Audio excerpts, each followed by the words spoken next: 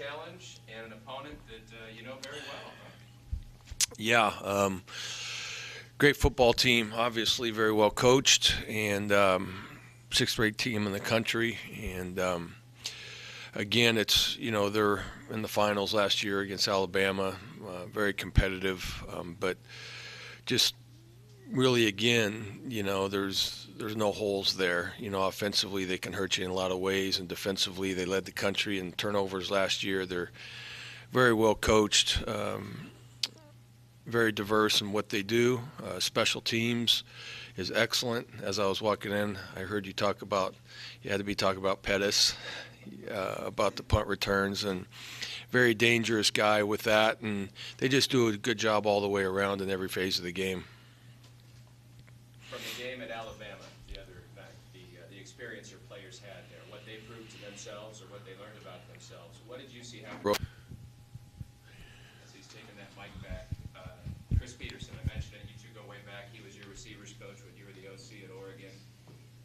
Great respect for who he is as a coach. When I watch his teams, what I see every year is discipline, discipline, discipline. They don't seem to make many mistakes.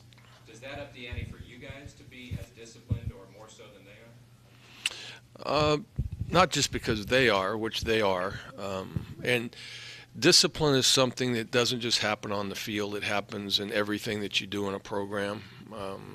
The day-to-day interaction from be it academics to being on time for things and all the little things, and Coach P does a great job there with that. I was able to see that last year firsthand, and and so that's something that we talk about all the time. And I think the discipline that our team has shown in the first 2 weeks, I think we had 3 penalties the first game and 1 the second game.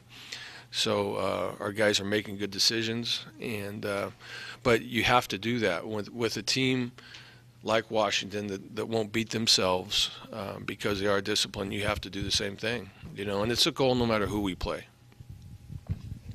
Coach, are you concerned at all about how the team will stay with the physicality with Washington after getting beat up a little bit, going up against the 300-pound guys that Alabama has on the line?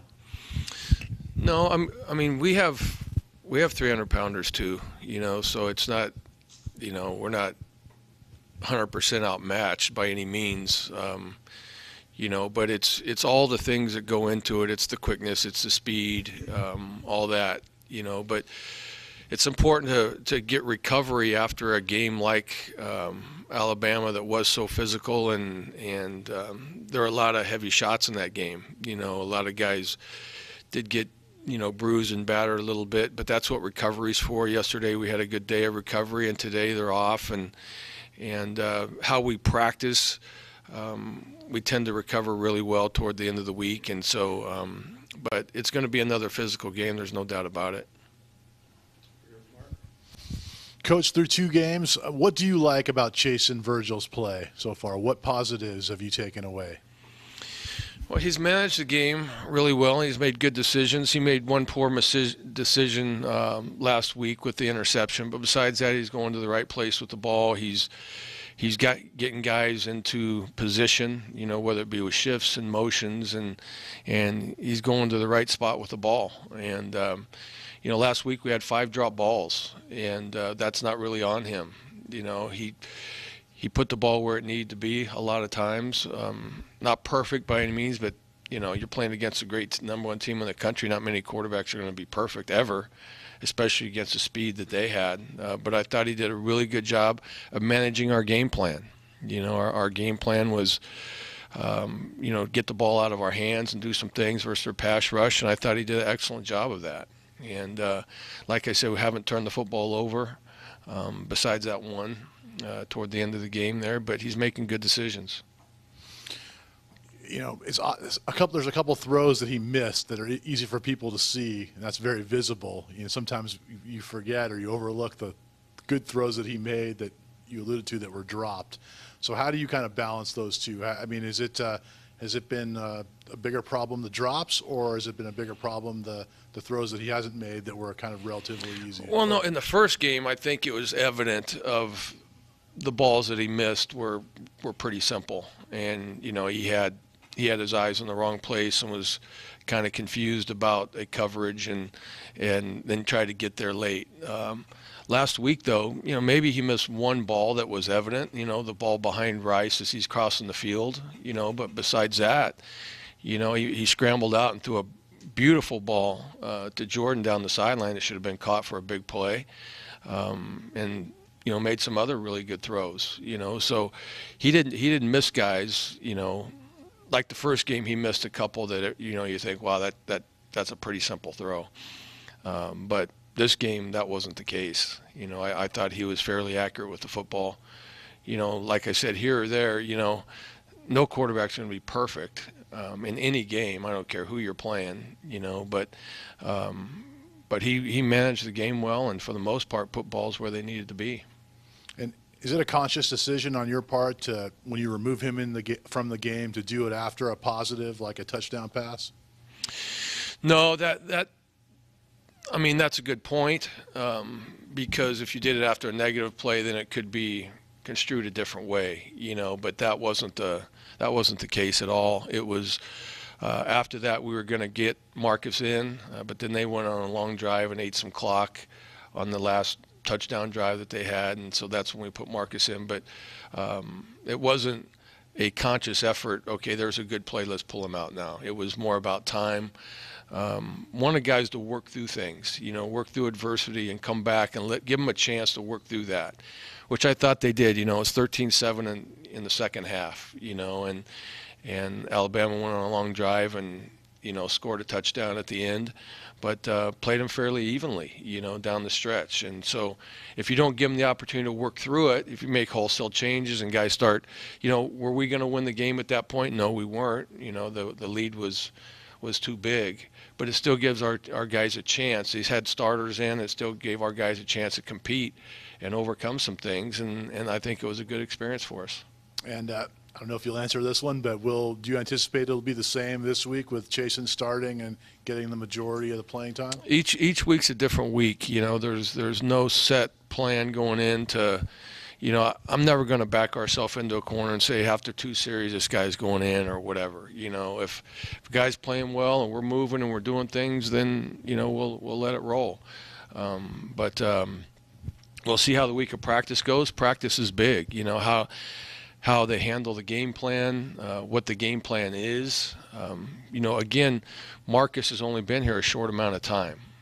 So he's still, and then when you start game planning, then things change a little bit too, because you start doing things with different formations and different plays and things like that. So it's how to manage a game plan as well. It's not just the base offense that goes on in game plan. So Marcus is still learning what we're doing.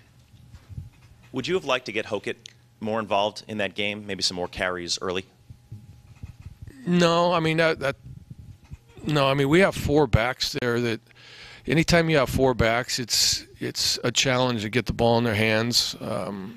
But we have 4 guys there that, if anything, I thought DeJounte, we probably could have got him a little bit more involved.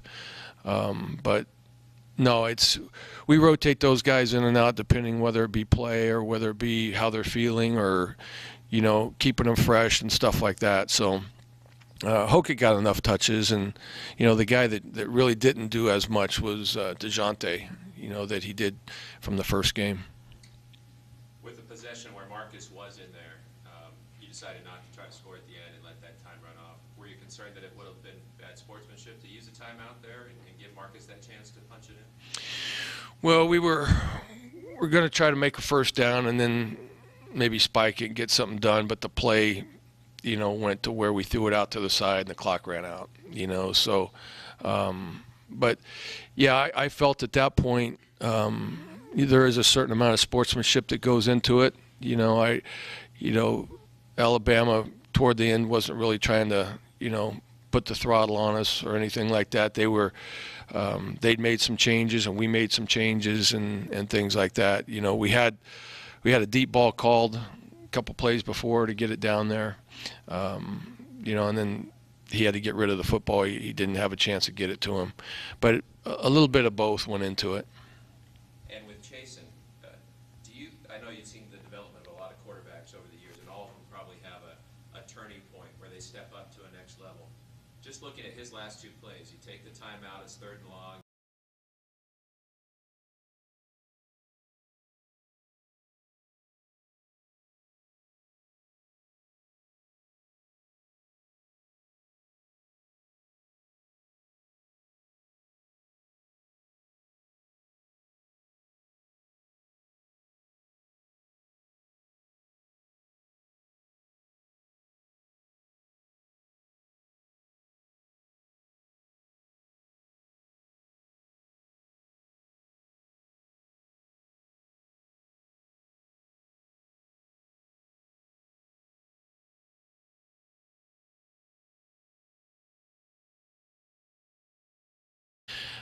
It's not just when you go into the stadium. Remember, they watch tape all week long, and they see how good people are, especially Alabama and Washington, teams like that, and what they can do. And I thought he went in very, very poised. I didn't think he didn't seem nervous. He was good in pregame, and and I thought he played that way. Coach, what concerns you most about Washington when you look at them on tape? Just that every phase of their game is very solid. Last year they led the country in turnovers and very solid on defense, very well coached. You're not going to trick them. They're very disciplined. They're fast. They're physical. Offensively, Jake Browning can hurt you in a lot of different ways. He doesn't hurt you like Jalen Hurst could hurt you, but he does it in a lot of different ways. He's very smart. He makes very good decisions, and they have some guys outside that can go. Pettis is a really good player. Miles Gaskin's a big time back who can do a lot of things, very shifty. Chico McClaskey, same way. He's a guy, that has a lot of speed, and so they're physical up front, on both sides of the ball. Their special teams are very solid. So every phase of the game, they're very, very solid. Great football team. Obviously, game situations will dictate what happens as far as the offensive coaching and the defensive coaching, but how did you feel that you guys carried out your game plan and the execution of it from the players? From last week, you talking about? Yeah, from last week. As far as our game plan was concerned, I thought we carried it out. We carried it out well. Part of the thing last week was to move a lot and to get the ball out of our hands before their pass rush could get to us, and I thought we were able to do that. We were able to move the ball a little bit. Didn't make as many big plays down the field, but when you're playing a team like Alabama, if you're going to put the ball down the field, you have to hold it for longer, and they don't really allow you to do that. So you look at Florida State. Florida State rushed for 40 yards against them. We didn't do much better. We rushed for 58, but I don't know how many, maybe we had 17 first downs or something like that, and that's hard to do against those guys. So, and we try to keep our defense off the field, because it's a team game. And you can go out there and try to run plays, and you're 3 and out, and you're 3 and out, and you're 3 and out, and then your defense is on the field a long time. So, our strategy in that game was to try to control the football a little bit and give our defense a rest.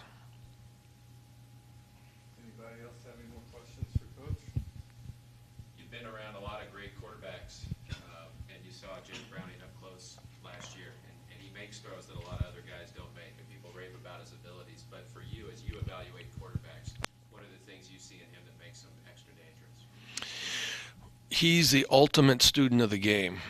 He is very, very smart and very poised and very accurate throwing the ball. The intermediate balls, he's very, very accurate throwing it. He makes really good decisions with it. He knows exactly what the game plan is, spends a lot of time going through the game plan and understanding what they're trying to get done. He's a very poised guy, and doesn't get rattled at all. He's very solid. One of the they're a big progression reading team, where you scan the field and go all the way across. And he may be one of the best progression passers that I've seen as far as working things from left to right all the way back across the field. He's been schooled with that very well. He understands what he's doing, and he's very accurate throwing the football. All right, if there's nothing else for Coach Tedford. I got one more. You got one more. I know that you're a big believer there are things that are more important than football. You talk to your players about that at different times. And today is one of those days that 16 years ago, everything stopped. Football stopped. The world stopped. And one of your is there something that you would like to share about him as a teammate, as a person, and what you think of on September 11th? Well, yeah, obviously, when that happened, it was a few weeks that had gone by that I had learned that Otis was tragically killed in that, and that hit home pretty hard. Otis is a guy who was a great teammate. You know, he was one of those guys that played his role, you know, did it to the best of his ability. He always had a smile on his face, always worked very, very hard, and was a great part of our team, and just an enjoyable guy to be around. And so, you know, anytime that you have a teammate that, you know, you go on, I hadn't talked to him for years, you know, as typically what happens is everybody scatters and does their own thing, and I had no idea he was even doing that. And, you know, it was very, very saddening to hear that he was a part of that, you know. So, but he was an awesome guy and a great teammate, and I loved being around him every time I was around him. Thank you, Paul, and thank you for that. Thanks, Coach. Okay, thank you. Thank you. Coach Jeff Tedford.